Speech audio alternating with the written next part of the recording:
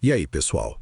Sejam muito bem-vindos a mais um episódio aqui da Closer Brasil, o seu podcast para entender o que realmente importa.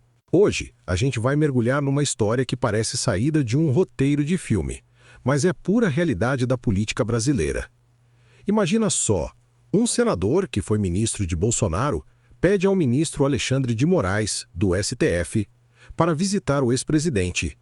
E tudo isso acontece dia depois dele ter se desentendido feio com um governador aliado.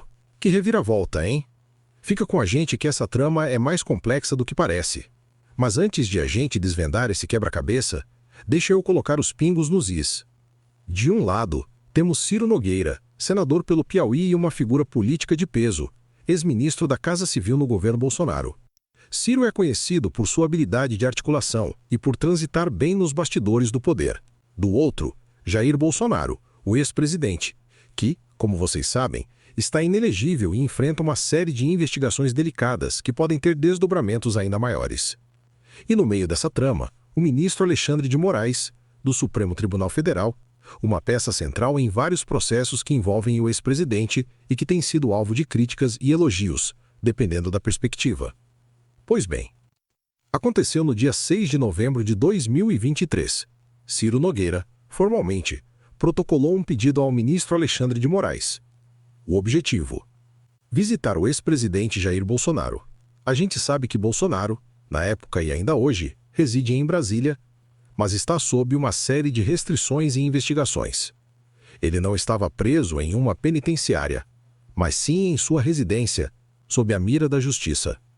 Esse pedido de Ciro, então, não era uma visita comum de cortesia, mas um gesto político carregado de significado, buscando uma autorização judicial para um encontro que, de outra forma, poderia ser visto com desconfiança ou interpretado de maneira diferente.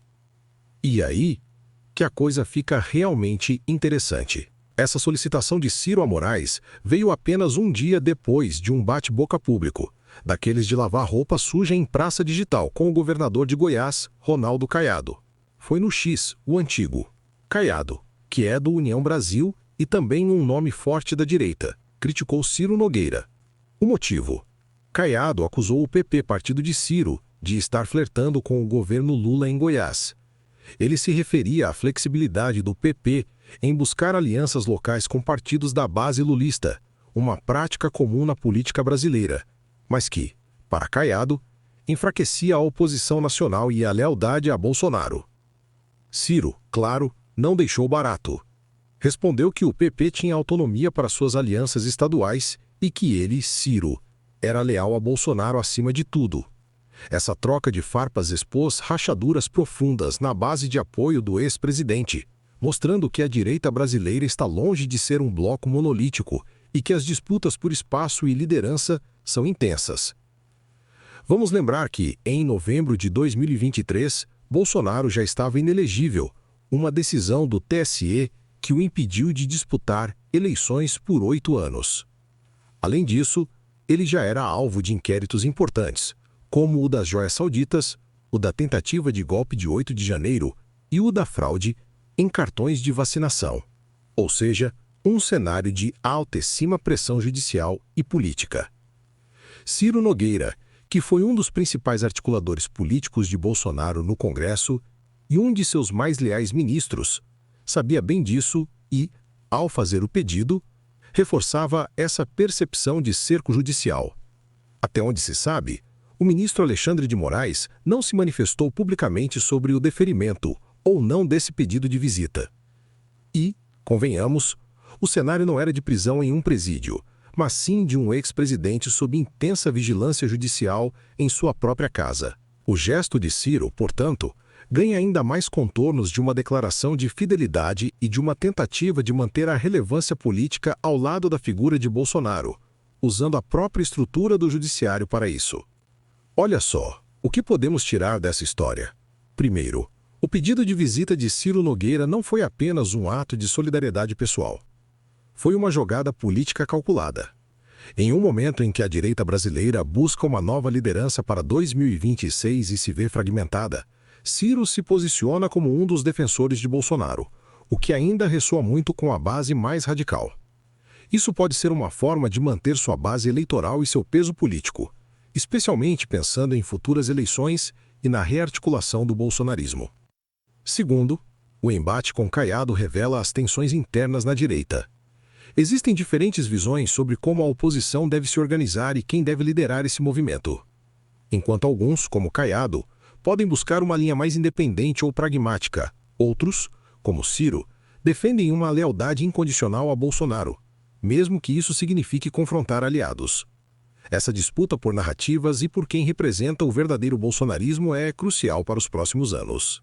E terceiro, a figura de Alexandre de Moraes, novamente no centro do palco. Qualquer decisão dele sobre um pedido envolvendo Bolsonaro tem um peso enorme e é observada com lupa por todos os lados. A própria formalização do pedido por Ciro já coloca o STF e o ministro em evidência, reforçando o papel central do judiciário na política nacional e na vida dos principais atores políticos. É um lembrete constante de que o xadrez político se joga também nos tribunais.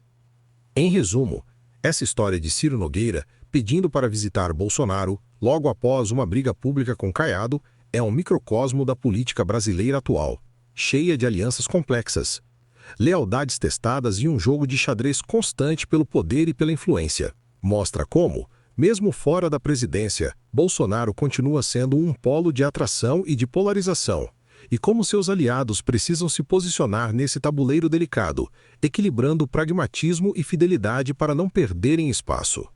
É um cenário que, com certeza, ainda vai render muitos capítulos. Meu nome é Misael Xavier e esse foi mais um episódio do podcast de notícias da Closer Brasil.